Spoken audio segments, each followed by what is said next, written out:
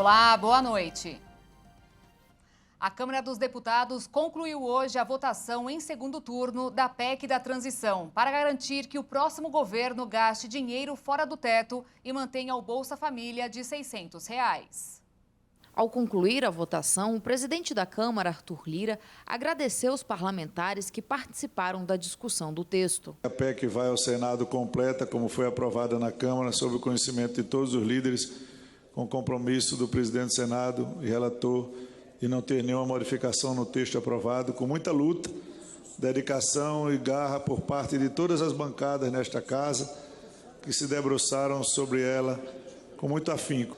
Ao fazer uma deferência ao futuro ministro das Relações Institucionais de Lula, deputado Alexandre Padilha, Lira foi interrompido por um manifestante que estava presente no plenário da Câmara.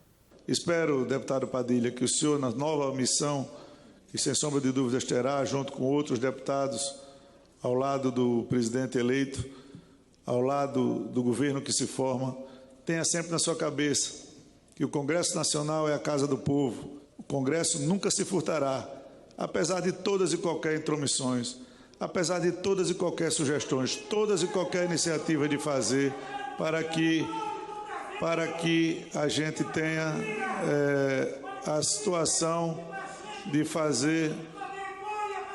Por favor, segurança, tem alguém que não tem o preceito democrático para fazer parte desta casa. Então, a gente pede.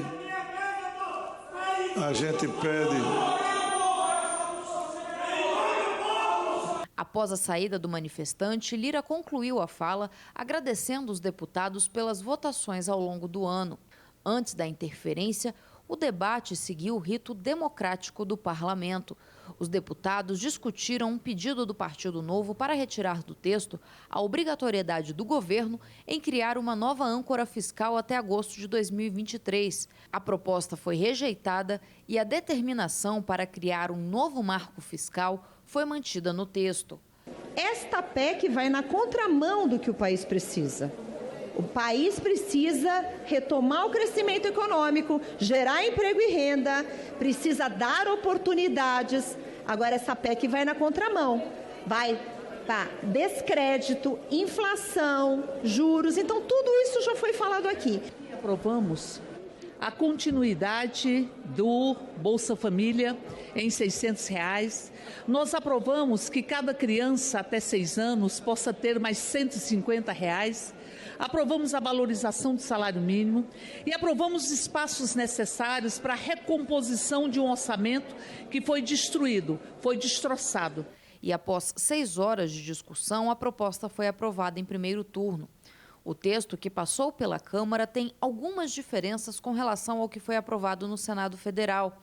O período em que o governo poderá ultrapassar o teto de gastos foi reduzido de 2 para 1 ano.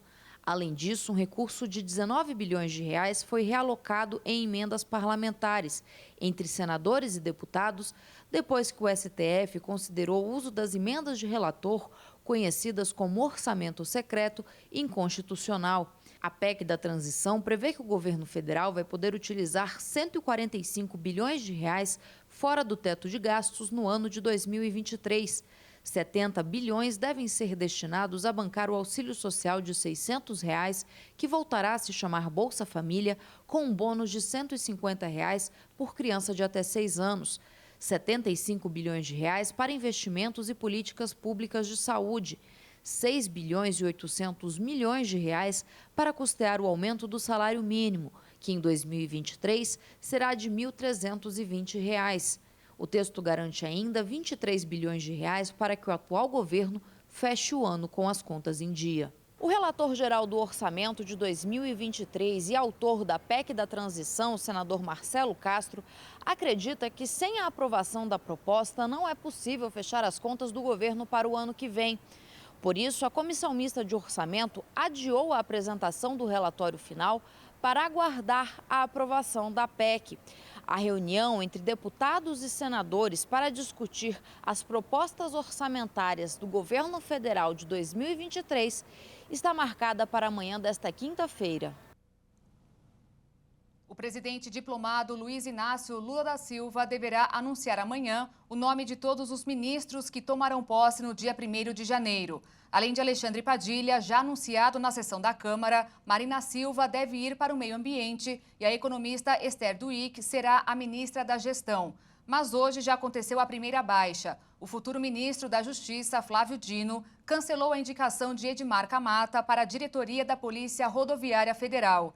Ele disse que tomou a decisão depois das polêmicas envolvendo Camata com o apoio à Operação Lava Jato e a Sérgio Moro. As fortes chuvas estão causando desastres em diversas regiões do país. Desde o final do mês passado, pelo menos 34 pessoas morreram vítimas de deslizamentos de terra e afogamentos. O município de Jaguaré, no Espírito Santo, decretou estado de emergência após o rompimento de 3 barragens. As barragens que se romperam estão localizadas em propriedades particulares na zona rural do município. Para evitar mais desastres, a prefeitura da cidade pediu para que 10 famílias que vivem no local saiam de casa e procurem abrigo na casa de amigos e parentes ou até mesmo em uma escola com assistência dos órgãos públicos da cidade. Segundo o relato de moradores, a chuva intensa causou deslizamentos que provocaram o rompimento da barragem. Além disso, também existem 2 represas em nível crítico nas regiões do Córrego do Mosquito e em São João do Estivado. De acordo com o proprietário de uma das represas, ela costuma ficar em média com 4 metros de profundidade durante o ano todo. E devido às fortes chuvas dos últimos dias, o volume de água já ultrapassou os 8 metros. Na região de Jaguaré, já choveu quase 1.000 milímetros entre novembro e dezembro. E a previsão é que mais água caia sobre a região nos próximos dias, o que pode ocasionar o rompimento de mais barragens. A temporada de chuvas castigou boa parte do país nesse ano de 2022. Pelo menos 34 pessoas morreram vítimas das tempestades desde o final de novembro até essa semana. Em Santa Catarina, pelo menos 9 pessoas foram vítimas desde que os temporais começaram.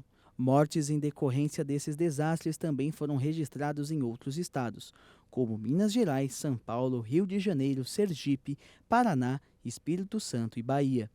Além das mortes, o dano material é incalculável. Milhares de pessoas estão desabrigadas e desalojadas. As defesas civis dos estados informaram que os temporais ocasionaram deslizamentos de terra e atingiram principalmente a população mais vulnerável. Uma pesquisa realizada pelo IBGE mostrou que o Brasil não atingiu a qualidade mínima em atenção à saúde primária de crianças menores de 13 anos. Por outro lado, o serviço público responde por 2/3 das consultas médicas desse grupo etário.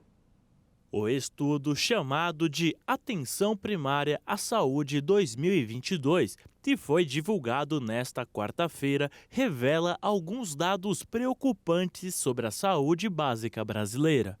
O indicador da pesquisa leva em consideração uma série de atributos que medem o maior ou menor acesso aos cuidados primários de saúde.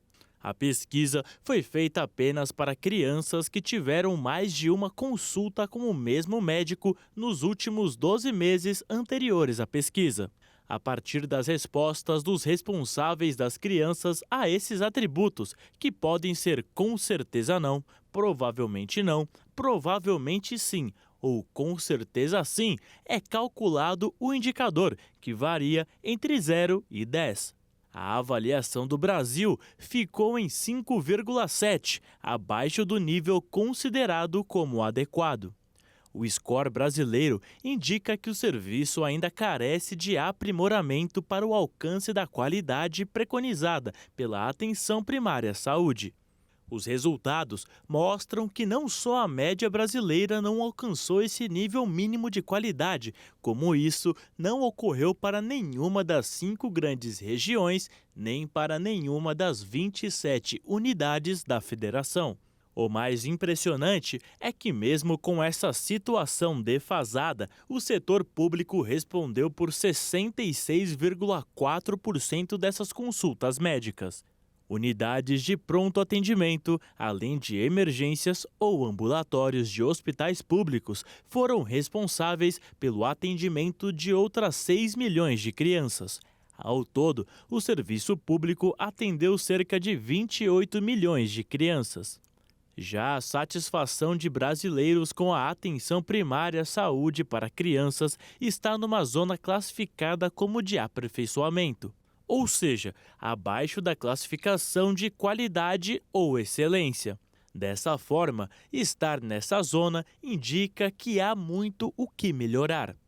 O serviço ainda carece de aperfeiçoamento para seu melhor desempenho e satisfação de seus usuários. Se a população não está satisfeita, tem quem esteja. Isso porque o secretário de Atenção Primária à Saúde, Rafael Parente, participou do lançamento do estudo do IBGE e afirmou que os dados comprovam a eficiência de gestão do Ministério da Saúde. Ele disse que a pesquisa mostra os resultados de satisfação da população que usa o Sistema Único de Saúde. O indicador varia entre menos 100 e mais 100. Quanto maior o resultado, mais positiva é a avaliação e a do Brasil ficou em mais 28. O indicador é dividido em 4 faixas de classificação. Entre menos 100 e 0 fica a zona crítica. A segunda faixa varia entre 0 e 50 e é classificada como de aperfeiçoamento. A terceira zona, por sua vez, é chamada de zona de qualidade e varia de 51 a 75. O estágio mais avançado é o da zona de excelência, quando o indicador varia entre 66 e 100. O Senado aprovou uma lei que permite que os agropecuários façam sua própria fiscalização, mas a medida foi fortemente criticada por entidades ambientais. O texto ainda vai passar por sanção presidencial. A proposta aprovada possibilita que as informações que antes eram checadas e aferidas por órgãos estatais sejam recolhidas por empresas ou pessoas físicas, para posteriormente serem enviados ao governo. O projeto estabelece que o Ministério da Agricultura e os órgãos que integram o Sistema Unificado de Atenção à Sanidade Agropecuária credenciem empresas ou pessoas físicas para prestar serviços relacionados às atividades de defesa agropecuária. Entre as informações estão registros que vêm desde a obtenção e recepção da matéria-prima, dos ingredientes e dos insumos, até a expedição do produto final. O Ministério da Agricultura é favorável ao projeto de lei e afirmou que com a implementação do autocontrole, a sociedade será beneficiada, pois poderá contar com produtos submetidos a um alto nível de controle. A pasta também afirmou que a plataforma permitirá uma atuação mais centralizada e focada nas reais necessidades do setor, além do aperfeiçoamento dos controles sobre processos produtivos. O relator da matéria no Senado, Luiz Carlos Reins, do Partido Progressista do Rio Grande do Sul, disse que com a nova legislação, em vez de os estados atuarem com a fiscalização ativa, muitas vezes por amostragem, eles passariam a atuar com gestão de informações e manteria o poder de atuação nos casos de cometimento de infrações. Reins também afirmou que a nova lei promoverá uma substituição da ação ativa estatal por um novo modelo de defesa agropecuária, baseado em programas de autocontrole executados pelos próprios agentes regulados, produtores agropecuários e indústria, com o Estado ainda detendo a prerrogativa de exercer a fiscalização plena. Mesmo com a aprovação de diversos lados do Senado, entidades ligadas ao meio ambiente criticaram a proposta e afirmaram que ela diminui o rigor na fiscalização dos produtos da agricultura e da pecuária, além de classificar a lei como algo completamente inaceitável e que ameaçaria a segurança sanitária de toda a sociedade. O Pix bateu ontem um novo recorde de transações diárias no mesmo dia limite para o pagamento da segunda parcela do 13º salário. Pela primeira vez desde que foi criado, o Pix ultrapassou a marca de 100 milhões de movimentações em um dia. Segundo o Banco Central, foi um novo recorde de transações diárias. Essa marca foi atingida no mesmo dia em que venceu o prazo para o pagamento da segunda parcela do 13º salário. A ferramenta de pagamento instantâneo foi usada em mais de 104 milhões de operações pelos usuários finais. De acordo com a entidade monetária, o resultado superou a marca de 99 milhões e 400 mil transações feitas em 30 de novembro deste ano. Segundo o BC, os sistemas funcionaram com estabilidade ao longo de todo o dia e conseguiram atender a alta demanda. Ao todo, o valor financeiro do novo recorde do Pix equivale a 60 bilhões e 300 milhões de reais. E com os recursos do 13º salário, a economia brasileira ganha fôlego. Mas sempre fica a dúvida sobre o que fazer com o dinheiro, já que tem muita gente que quer dar presentes, mas tem contas para pagar. Sempre que chega o fim do ano, a economia brasileira dá um respiro com o bem-vindo 13º salário. Trabalhadores do setor público e privado receberam o benefício, que completou em 2022 60 anos de sua criação. Seja para fazer compras, para pagar dívidas ou investir, o abono salarial impacta positivamente a atividade de diversos setores econômicos. Segundo o DIEESE, o 13º salário tem o potencial de injetar na economia brasileira cerca de 250 bilhões de reais, o que representa aproximadamente 2,6% do PIB do país. Aproximadamente 85 milhões e 500 mil brasileiros estão sendo beneficiados com rendimento adicional, em média de R$ 2.672. O 13º salário é pago aos trabalhadores do mercado formal, inclusive aos empregados domésticos com registro em carteira, aos beneficiários da Previdência Social e aposentados, e beneficiários de pensão da União e dos estados e municípios. Mas, afinal de contas, qual tem sido o destino do abono salarial dos trabalhadores? O brasileiro está indo às compras, pagando dívidas ou fazendo investimentos? Fomos às ruas para tirar essa dúvida. Eu paguei mais dívidas e o que sobrou agora vim gastar um pouquinho. Tá bem difícil, viu? As coisas estão muito caras. Então a prioridade é primeiro pagar as contas e o que sobra a gente gasta um pouquinho pro final do ano. Aí eu guardei um pouco para pensar no ano que vem, né? Final de ano eu também vou dar uma gastadinha, mas economizando sempre. Eu comprei bastante presente para os meus sobrinhos, comprei pro meu marido e eu consegui ainda guardar um dinheiro. R$1.000.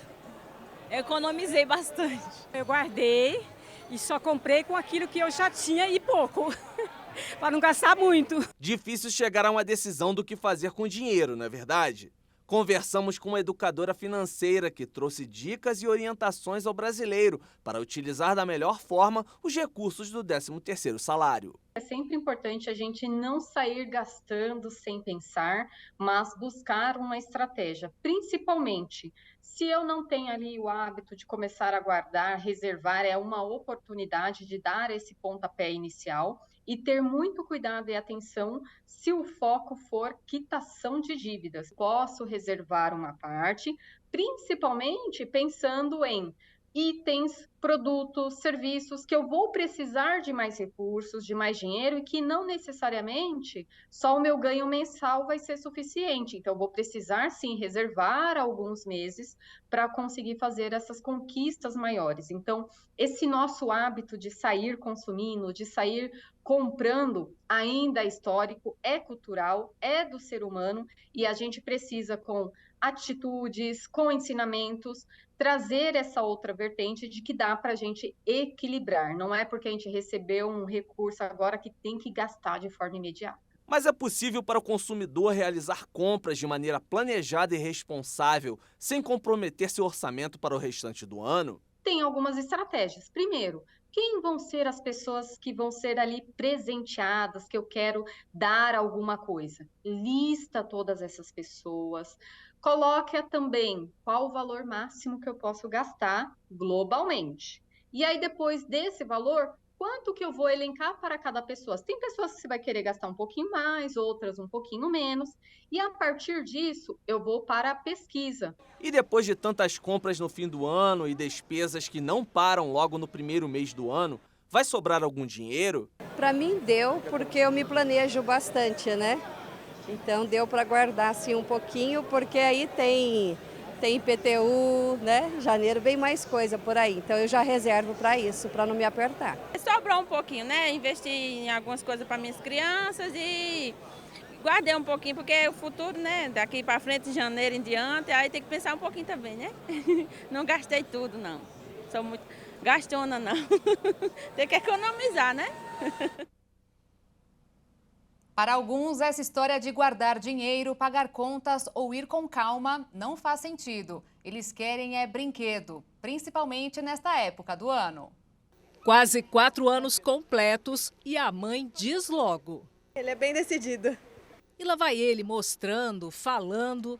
Conheço. Você quer esse? O presente do João Pedro já está garantido. Tem que comprar o presentinho, senão vem a cobrança. Brinquedo é a segunda principal opção de presente neste Natal, de acordo com a pesquisa da Federação do Comércio de Mato Grosso do Sul e Sebrae. Só perde para roupas, calçados e acessórios. Nesta loja, o movimento já começou a se intensificar. O estoque foi reforçado para atender a clientela. A gente está acompanhando o nosso crescimento de 7% a 10%. Então a gente abasteceu bem, com produtos bem procurados, produtos de ótima qualidade, aguardando esse pessoal vir. Para quem prefere a facilidade de comprar sem sair de casa, os comerciantes estão antenados nessa tendência. Daqui da loja, o vendedor conversa com o cliente pelo telefone, manda foto das sugestões de presente, fala sobre preço, negocia como vai ser o pagamento e ainda manda entregar. Os gastos com presentes este ano deverão ficar na média de R$ 346, de acordo com a pesquisa da Fecomércio e Sebrae. É um pouco menos do que o valor de uma pista de carrinho da moda, por exemplo, e um pouco mais que o preço de uma boneca com acessórios. Em meio a tantas opções no setor de brinquedos, o aquecimento esperado com as compras de Natal em Campo Grande é de R$ 91 milhões. À medida em que investidores aguardavam a conclusão da tramitação da proposta de emenda à Constituição da Transição na Câmara dos Deputados, o dólar voltou a fechar em queda nesta quarta-feira de 0,06%, cotado em R$ 5,20 na venda. E a Bolsa de Valores fechou em alta de 0,7% aos 107.433 pontos. A arrecadação de impostos do governo federal bateu recorde e é a maior em 22 anos. O resultado se refere ao período de janeiro a novembro deste ano. A arrecadação federal do mês de novembro chegou a 172 bilhões de reais, com alta real já corrigida pela inflação de 3,25%. Em relação a novembro de 2021. Segundo as informações divulgadas pela Receita Federal Brasileira, esse é o maior resultado para um mês de novembro desde 2013, quando o governo arrecadou 191 bilhões e 400 milhões de reais. Segundo o fisco, o acréscimo observado no período pode ser explicado principalmente pelo crescimento dos recolhimentos de imposto de renda das pessoas jurídicas e contribuição social sobre o lucro líquido. Somente essas duas fontes geraram a arrecadação de 30 bilhões e 700 milhões de reais em novembro deste ano, registrando um crescimento real de 15,16%. Outro destaque para o mês foi a Receita Previdenciária, que teve a arrecadação de 45 bilhões e 800 milhões de reais, com um acréscimo real de 3,87%. Com o aumento nos casos de morte por dengue, aumenta também a preocupação sobre como controlar a doença. Mas além dos cuidados básicos ao cuidar dos quintais, existe vacina disponível na rede privada. Para atender a rede pública, um imunizante nacional já está em estudo. Mato Grosso do Sul chegou a 19.116 casos de dengue em 2022, segundo dados da Secretaria de Estado de Saúde. O estado tem 22 mortes atribuídas à doença, as duas mais recentes registradas em novembro.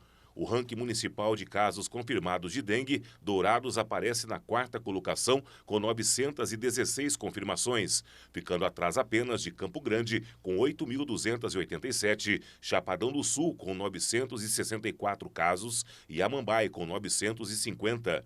A quantidade atual de casos prováveis de dengue em todo o Mato Grosso do Sul é de 26.627, figurando em situação de alta incidência da doença endêmica. Todo mundo quer acabar com a dengue, mas essa não é uma tarefa que se possa fazer sozinho. De nada adianta alguém tomar todas as precauções se o próprio vizinho não limpar o seu quintal. Toda ação de combate a essa doença deve ser feita em conjunto com a comunidade. Mas o que se vê em vários pontos da cidade é justamente o que não deveria acontecer. Em bairros da periferia não é raro encontrar verdadeiros lixões a céu aberto. A presença de plásticos, latas e outros materiais que podem acumular água e se tornar um criadouro do mosquito da dengue. Os ovos do mosquito Aedes aegypti sobrevivem até 2 anos sem contato com a água. E assim que tiver condições favoráveis, eles eclodem e dão continuidade ao ciclo de vida. Existe vacina contra a dengue na rede privada, contra a infecção causada pelos 4 sorotipos de dengue, e é indicada para pessoas entre 9 e 45 anos de idade que já foram expostas previamente ao vírus da dengue. São 3 doses com intervalo de 6 meses e cada dose custa em média R$ 250. Ela é mais eficaz, inclusive, nas pessoas que já têm anticorpo, quer dizer, ou têm a sorologia positiva ou tiveram a doença pelo menos uma vez. E nesses casos você consegue, 80% dos casos, a pessoa não tem nem a doença. E os 20% que sobram aí, que tem alguma sintomatologia clínica, ela é muito branda. Então, não há evidência de uma gravidade maior da doença após o uso da vacina. Para a rede pública, a notícia é animadora. Pesquisadores do Butantan concluíram que a vacina contra a dengue que está sendo desenvolvida no Instituto tem alta eficácia. O trabalho começou há mais de uma década. A etapa mais importante e decisiva desse trabalho é o ensaio clínico na fase 3, que começou em 2016 e está em andamento. Os cientistas acompanham 16 mil voluntários que receberam a vacina contra a dengue. A Fundação Butantan acredita que a vacina possa ser incorporada ao calendário nacional de imunização em 2024. A vacina que está sendo pesquisada pelo Butantan tem a vantagem de ser uma dose só. Então, em termos de saúde pública, isso é importantíssimo para facilitar. Você dá uma vez a vacina e a pessoa não precisa voltar. Sempre temos que lembrar que temos que trabalhar junto a vacina e o controle do vetor.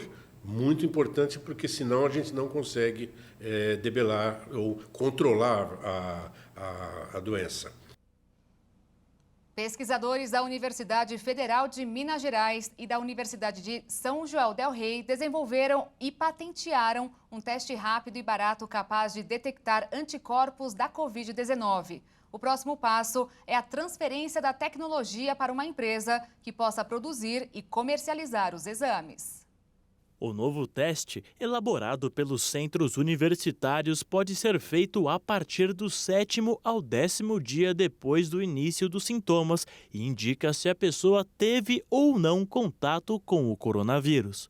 Segundo o professor do Instituto de Ciências Biológicas da UFMG e coordenador do estudo, Rodolfo Junquetti, essa detecção é feita de maneira simplificada por conta da forma de atuação da doença no corpo, já que o vírus deixa um rastro no nosso organismo. O teste induz a produção de anticorpos específicos e consegue detectar, através da presença desses anticorpos, se a infecção tem pouco tempo ou mais tempo. A pesquisa começou em março de 2020 e recebeu aporte de R$ 750 mil da Companhia de Desenvolvimento de Minas Gerais. O objetivo era desenvolver um teste nacional e de baixo custo para que o país não precisasse depender da importação de exames. Além disso, cada exame nacional custa menos de R$1. A expectativa dos centros universitários é que, após a conclusão do processo de transferência da tecnologia, a empresa que adquirir os direitos de produção do teste comece a comercialização. Até o momento, não há data definida para isso. A China mudou o jeito de calcular os casos de Covid e vem apresentando uma queda sem precedentes no número de mortes. Mas organismos internacionais não acreditam nas estatísticas. A doença aumentou e este avanço pode trazer consequências graves para o Brasil, que precisa ficar atento. Um dos principais impactos no país pode ser a escassez de insumos médicos. Com a nova escalada da Covid-19 na China, a partir do enfraquecimento da política de Covid-0 no país asiático, o Brasil ligou o sinal de alerta para possibilidades de novas variantes e falta de insumos médicos. Esta avaliação do pesquisador e infectologista da Fiocruz, Júlio Croda. Existem dois impactos importantes. O primeiro diz respeito a insumos estratégicos, equipamentos de proteção individual, eventualmente medicamentos, né, seringas, agulhas. A China é grande produtora de material na área de saúde e qualquer utilização a mais lá pode impactar aqui no Brasil. A gente já teve esse problema no passado. Logo no início da pandemia, houve uma utilização maciça desses insumos estratégicos na China. Ela cancelou a exportação desses insumos e a gente não tinha insumos naquele momento para estar ofertando aos profissionais de saúde, principalmente equipamentos de proteção individual. Outro impacto, devido à elevada transmissão do Covid-19, pode surgir novas variantes. E no momento que surgem novas variantes, a gente pode ter uma nova onda associada ao aumento de casos, hospitalização e óbito. O momento exige cautela, segundo Croda, mas são necessárias ações concretas e imediatas aqui no Brasil para evitar o desabastecimento dos insumos médicos em todo o país. Não existe nenhum tipo de previsão, depende muito da utilização desses equipamentos de proteção individual, desse material médico da área de saúde pela China e da decisão do governo chinês em suspender ou não as exportações a partir do desabastecimento na China. Então, a gente vai ter que acompanhar. O ideal é que a gente tivesse já um plano de ação nesse momento, estoques estratégicos desses insumos estratégicos e também alternativas de compra, outros produtores que não fossem produtores da China. De São Paulo, Leonardo Félix. Nesta quarta-feira, o presidente russo Vladimir Putin disse que seu país continuará desenvolvendo seu potencial militar, inclusive deixando suas forças nucleares prontas para o combate. Enquanto isso, seu opositor, o presidente ucraniano Volodymyr Zelensky, se encontrou com o presidente norte-americano Joe Biden para diálogos diplomáticos. Durante uma coletiva de imprensa de fim de ano, Vladimir Putin apresentou as conclusões de 2022 e definiu os objetivos do Exército para 2023, anunciando ainda que a Marinha terá novos mísseis de cruzeiro hipersônicos Zircon no início de janeiro, desenvolvido nos últimos anos por Moscou. O presidente também afirmou que a Rússia pode alcançar seus objetivos na invasão no território ucraniano.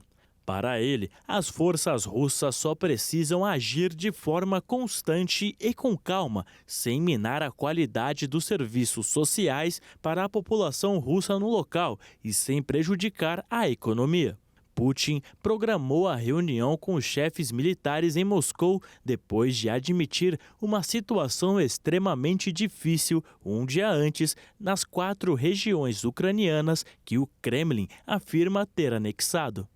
No encontro, ele também acusou a OTAN de usar todas as suas capacidades contra a Rússia e instou os líderes militares a empregar sua experiência adquirida em combates na Síria e na Ucrânia.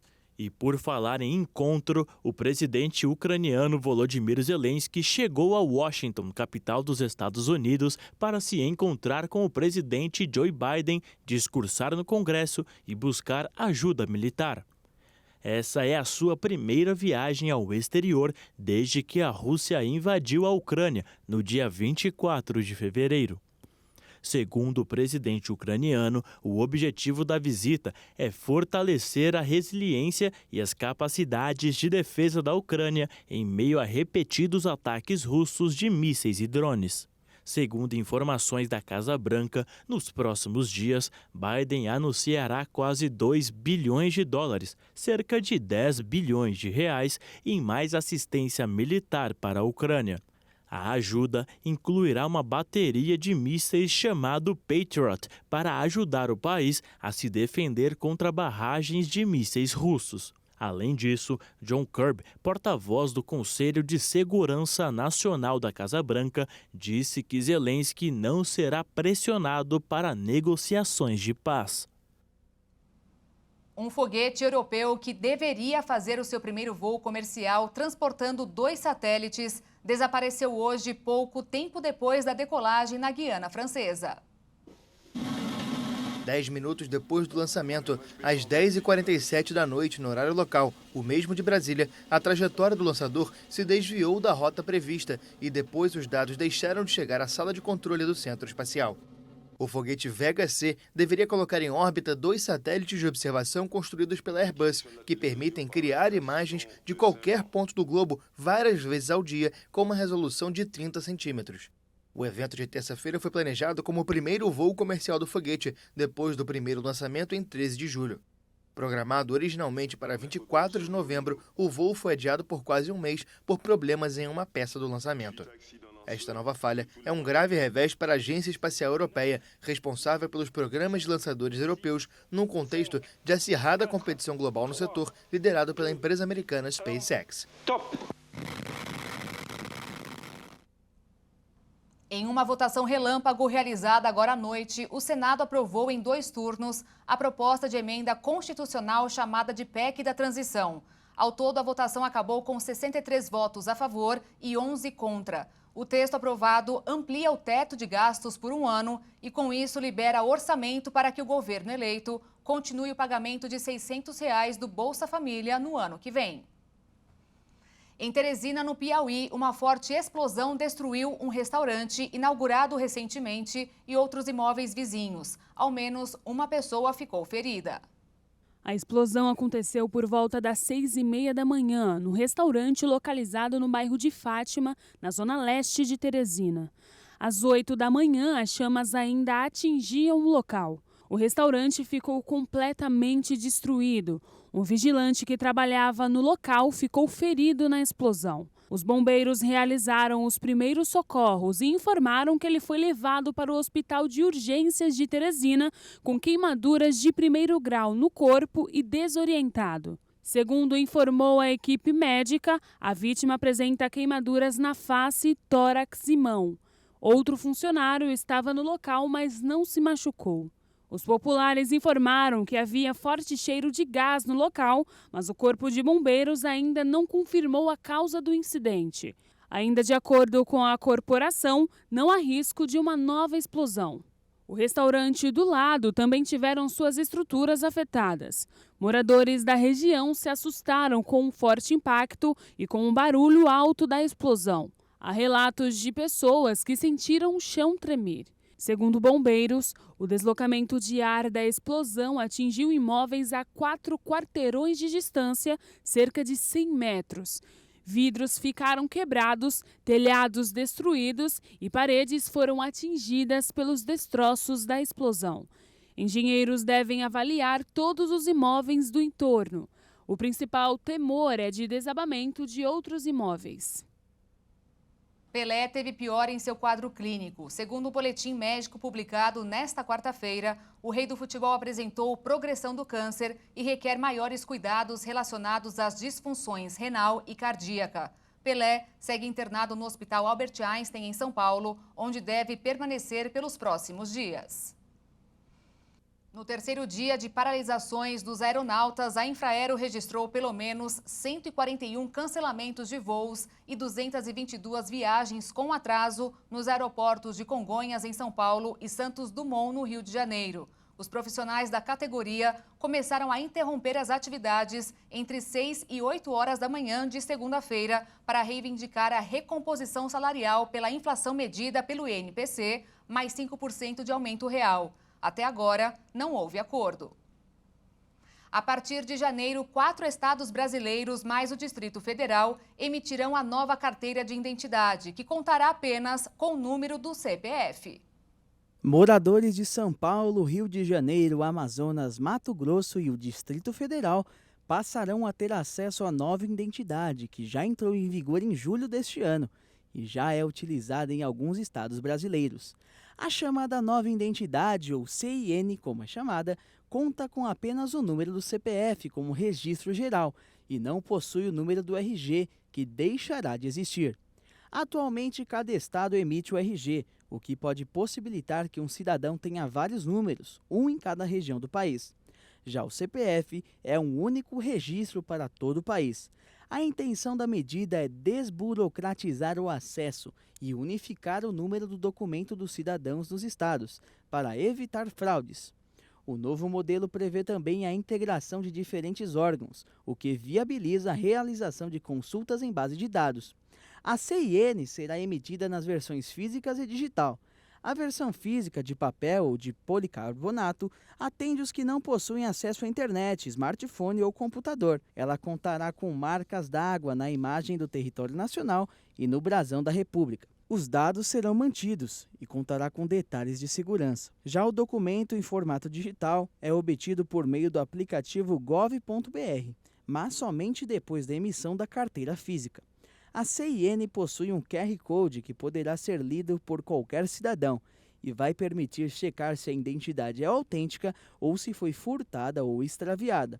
O documento segue padrões internacionais e possui um código MRZ, o mesmo utilizado em passaporte, que permite a entrada em países do Mercosul com maior facilidade. O prazo de validade é de 5 anos para crianças de até 11 anos de idade e de 10 anos para quem tem de 12 a 59 anos de idade. Já as pessoas com mais de 60 anos não precisarão trocar o documento. Para ter acesso é preciso ter o CPF regularizado na Receita Federal.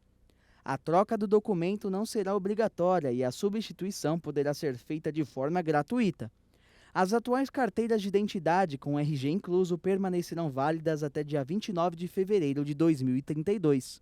A Secretaria-Geral da Presidência da República informou que até o momento, quase 106 mil documentos do novo formato já foram expedidos em todo o país. O verão começou hoje, mas mais parece que estamos no outono ou no inverno. Quem pensou que veria os termômetros subir logo de cara, não vai. Dia 21 de dezembro, 6h48 da noite. Este é o marco do começo do verão no hemisfério sul. Mas pelo menos no início da estação mais quente do ano, as mudanças devem ser sutis, ainda ficando a cara da primavera. O verão vai herdar da primavera a zona de convergência do Atlântico Sul, que segue ativa, provocando tempestades com rajadas de ventos de até 70 km por hora no centro-norte do Brasil. De acordo com o Climatempo, há risco de temporais com raios e rajadas de vento em parte das regiões sudeste, centro-oeste e norte do país nos próximos dias. Então é melhor você se prevenir tendo aquele casaco dentro da bolsa ou sua mochila. De São Paulo, Leonardo Félix. E morreu hoje, aos 74 anos, no Rio de Janeiro, o ator Pedro Paulo Rangel. O artista estava internado para tratar um problema no pulmão. Desde o dia 30 de novembro, Pedro Paulo Rangel, de 74 anos, estava internado no CTI da Casa de Saúde São José, na zona sul do Rio, para tratar uma doença pulmonar obstrutiva crônica resultante do quadro de efizema pulmonar. Apesar do avanço da recuperação, a equipe médica ainda considerava o estado de Pedro Paulo Rangel como delicado.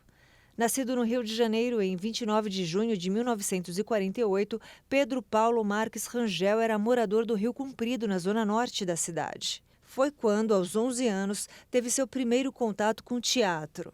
Não teve dúvidas, queria ser ator. Foi nessa época que escreveu uma peça para que pudesse atuar, Quando os Pais Entram de Férias. Mais tarde conheceu o ator Marco Nanini, com quem estudaria no Conservatório Nacional de Teatro, atual Escola de Teatro da Universidade Federal do Estado do Rio de Janeiro. Na TV Tupi, ele fez o primeiro trabalho na televisão. Também atuou em alguns filmes e programas humorísticos. O velório do ator será realizado amanhã no Teatro Municipal, no centro do Rio. A cerimônia de despedida será aberta ao público das 10 da manhã à 1 da tarde. E a cremação do corpo será fechada para amigos e familiares no cemitério da Penitência, no Caju, zona portuária do Rio. E o Jornal das 22 fica por aqui. Obrigada pela sua companhia e amanhã eu te espero novamente. Tchau.